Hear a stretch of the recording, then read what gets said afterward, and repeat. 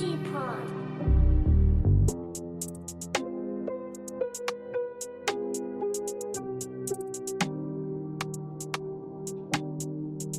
just starting with you introducing yourself and letting everyone know how many years you were in the system.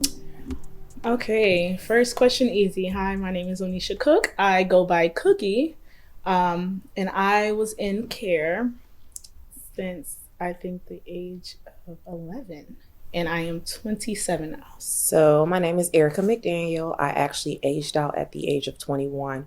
I actually went into the system at 8. So from 8 until 21, I was there. Hi, I'm Trinity Matthews, and I was in the system from 2013 to 2022. Good afternoon. My name is Clintonia Elmore. I was in the system from 4 to 21. My name is Amanda Jackson. I entered the system when I was 5 years old, and I aged out at 21. My name is Leah Angel Daniel, and I am the founder and executive director of Fostering Greatness, Inc. I was in the foster care system from the age of 11 until 21.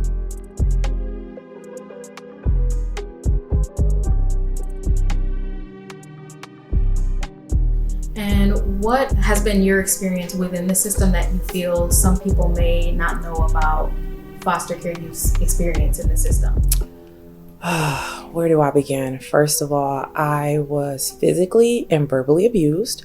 It was actually reported multiple times and nothing was ever done. We are pretty much ignored and considered problematic children, which was the furthest thing from the case. I actually came from a family who very much wanted me, but was railroaded out of actually having the opportunity to have me stay with them. So my experience in the system was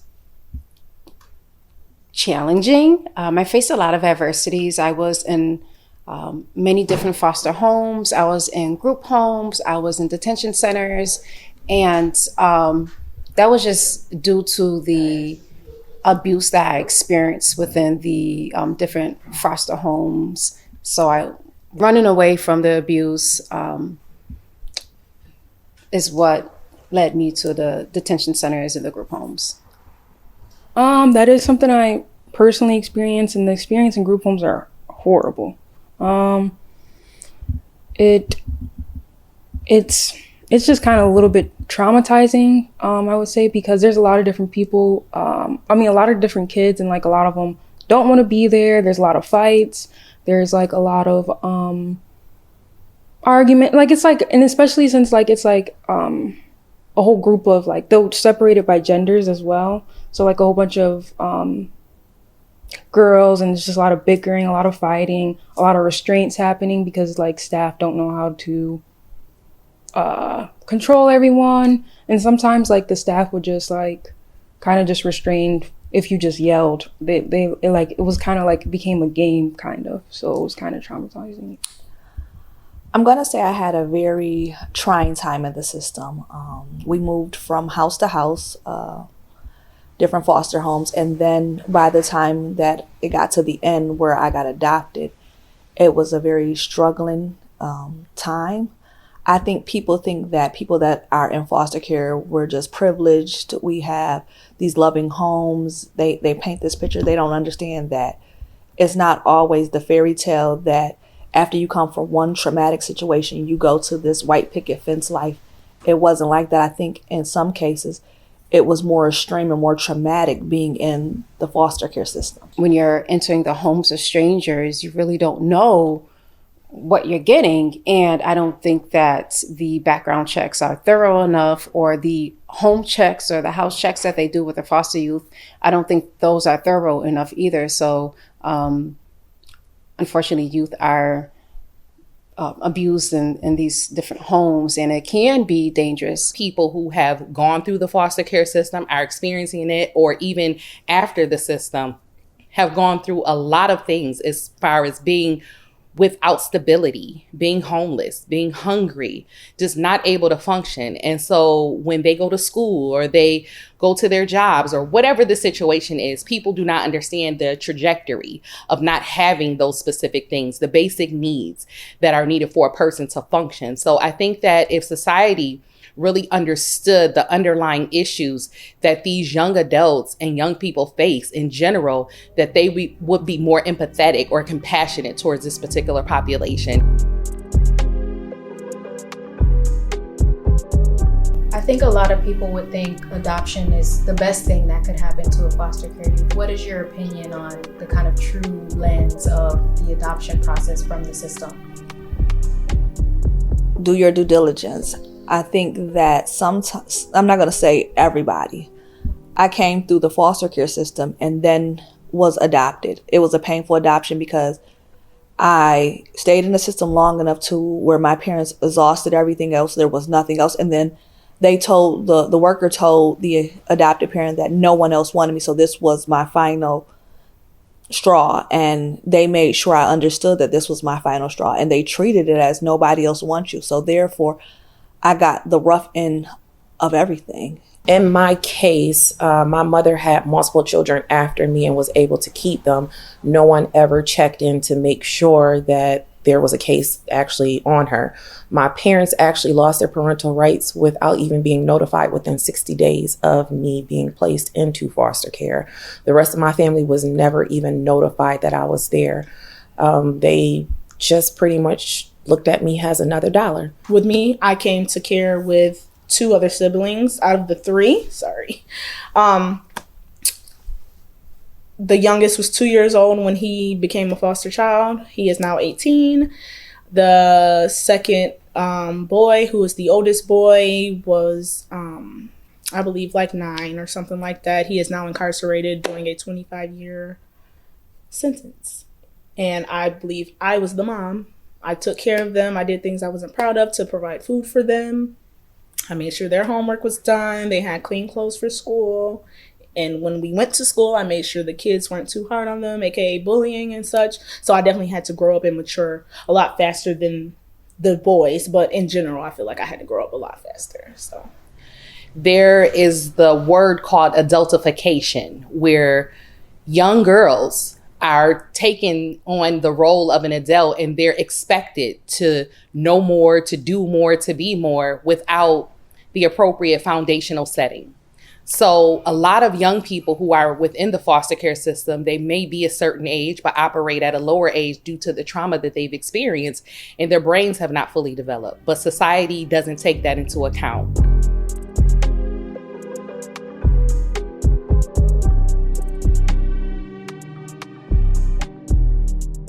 What was your experience aging out of the system? No grace was ever given, no compassion. Pretty much it was just like, hey, you're old, here you go. No one cared. There were so many things that I was not taught, so many things I was not giving. They just pretty much was like, hey, we can't make another dollar off of you, so here you go. Let's toss you over to the streets. I faced homelessness, depression, multiple other different things that no one seemed to care about. It was painful. As I got adopted, so I didn't really exit like most foster care people did. I went away to college and I just really became a number. And when I went away to school, because I got adopted, I didn't receive any of the services that normal foster kids did. They said I had to ask my adopted parent, who was of no help.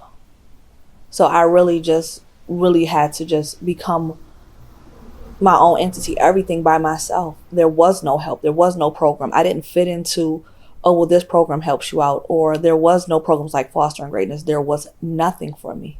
I tried to do the smart thing, which is age out of care at 21. That way I can get max benefits. That include Medicaid until I'm 23. And then I had to get on the marketplace. Health insurance. They were supposed to help me find an apartment, my first apartment.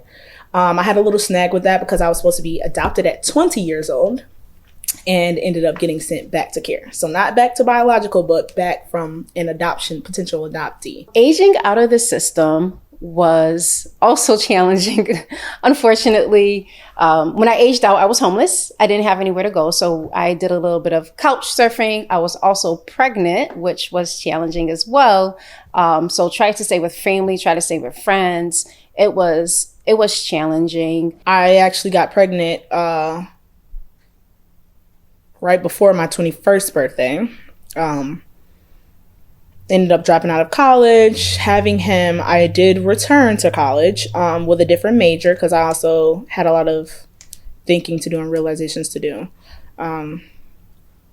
But when the foster youth Medicaid ran out, I didn't know how to fill out the application for Marketplace. I didn't know it ran out until my doctor told me. Alongside that, I didn't run into turmoil until I was about 24, 25.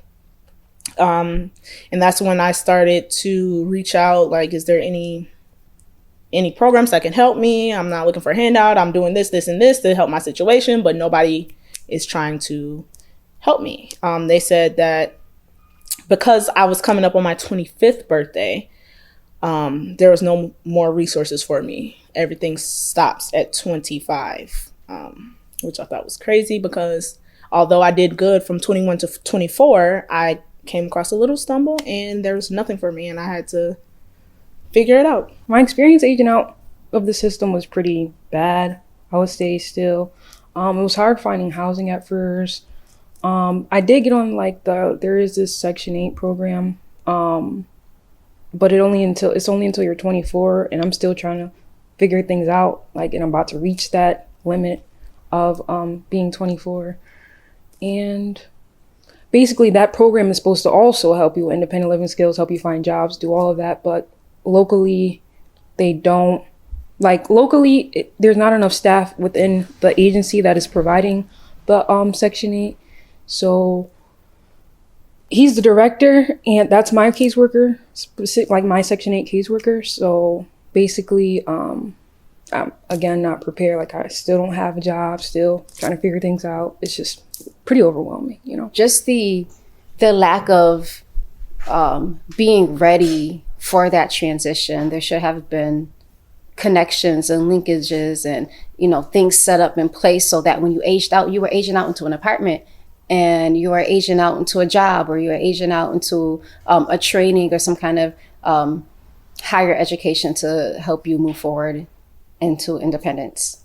When we come out, we don't know. We're not savvy about finances. I didn't understand credit until I messed it up, and then I was like, okay, now I got to fix it. It wasn't people there to guide me along the way, because like you said, once I aged out, it was just, I'm here. And then because I didn't have a very good family support system, it was just me. I mean, my sister, she was older, but she was away at school. So it wasn't like I had somebody to guide me along the way and be like, okay, this is what you do. Even when you wanted to do the right thing, it was no one there to say, okay, she doesn't have these things, like going to college, filling out the FAFSA sheet.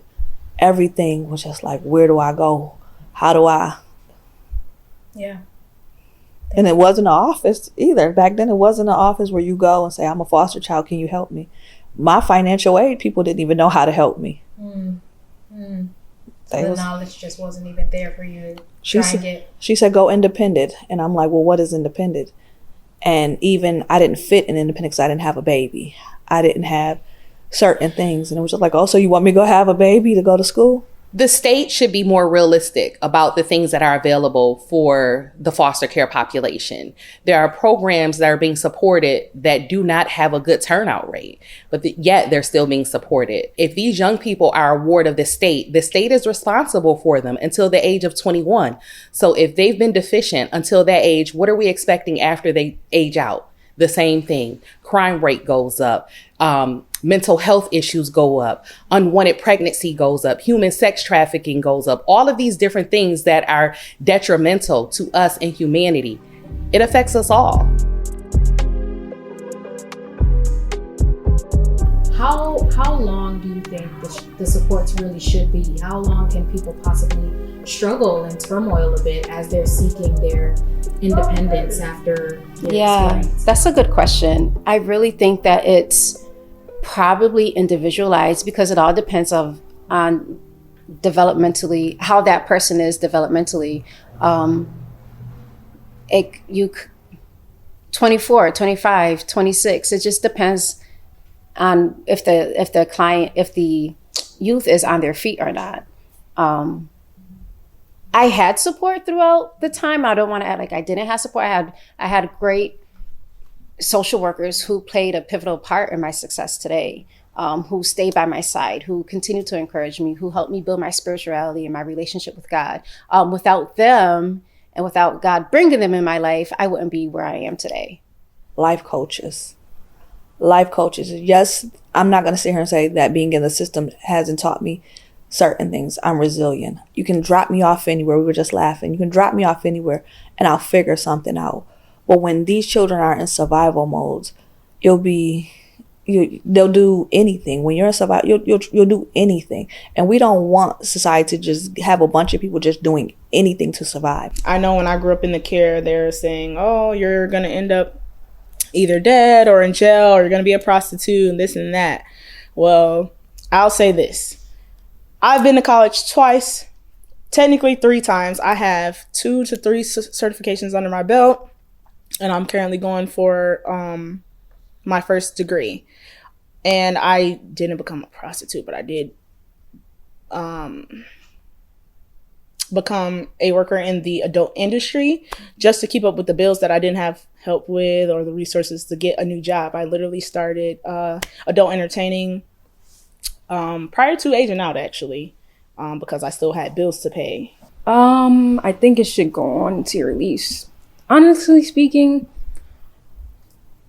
I feel like it should just be a separate Section 8. Like, you know how Section 8 is pretty much like there for you and forever? I think that's how it should be, like for foster youth. It should be like something where it's forever. Or until you reach a significant amount or a career that you don't need it no more. Well, I think that when a child enters into the system, it's a traumatic experience. It doesn't matter how you enter it. Once you enter it, you're pulled away from what you know. I think there should be counseling immediately. I think that they do need funding. They do need people who really know what they're doing. That doesn't have just a caseload and you just become a number. We need people that this is really their lifelong thing, that they want to do this. This is them through and through, because if you don't have a love or a knack for it, you won't care about what happens to these children. You'll just, I think it's crazy because CPS comes in and they look to make sure you have food in the cabinets and clothing and the house is clean. They're not understanding that there's a lot more to that, like the mental of it. Is the child being mentally abused? Is the child, and a child is afraid. We're afraid to speak at certain ages. We don't want to be pulled out again. Mm-hmm. So if we're told to be quiet, we're quiet. Yeah, definitely mental health support, but like also like workers that like were in care. So like if it's like a just like workers that can relate. Just like a supportive community in general of just youth coming together, learning, just like stuff like what we're doing today. Like a safe space. Yeah. Yeah, no, absolutely. Also, just, showing up for them and letting them know that people do care about them, because a lot of young people suffer from post-traumatic stress. It's at a higher level than those who have been war veterans, actually 3 times higher. So again, just experiencing these different things and knowing the history about the foster care system, and especially for youth of color, particularly African-American youth, it has been horrendous. Absolutely horrendous. And these young people are being preyed upon. That's PREY. Because due to their situations, predators know that these young people are without concrete support during their times of need, and they take advantage of them. So I just want society to know that it's not easy for this particular population, and that we all have a responsibility to them and for them, because they are wards of the state, meaning the state is responsible for them. And just show up where you can and how you can. It doesn't take much.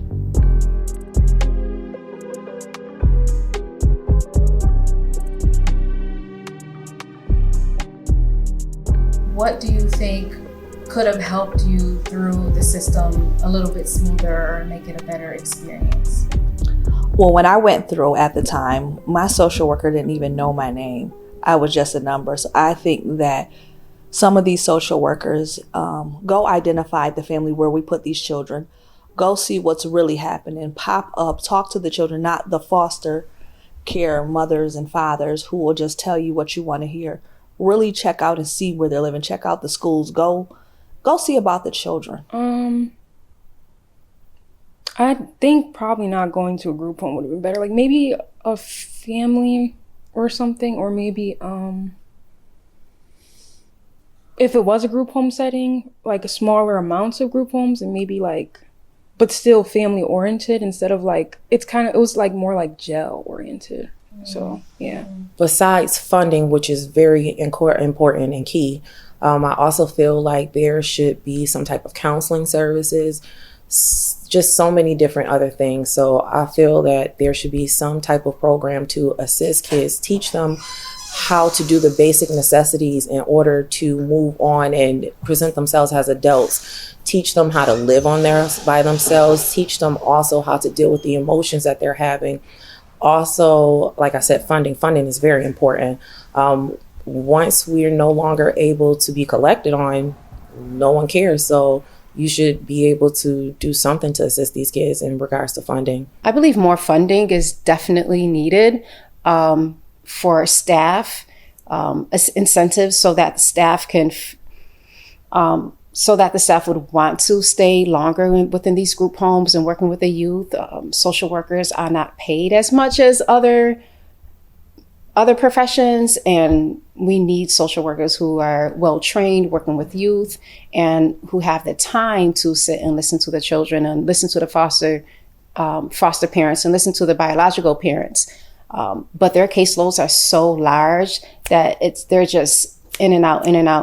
If they got paid more, and if their caseloads were reduced, that would help the social workers and caseworkers be able to provide appropriate services for the youth. And if there are any signals to where there's abuse or there's danger or the youth is in danger, they would be able to take the time and assess that. I would like to see better financial literacy. Very much so. Not just like the financial literacy, like, oh, let's budget this, but the kind that, okay, I know I don't have enough for my utilities this month. I need to go down to HEAP to apply to see if they can help me. Well, I didn't know how to do the HEAP application either. I didn't have enough income verification, all of that stuff.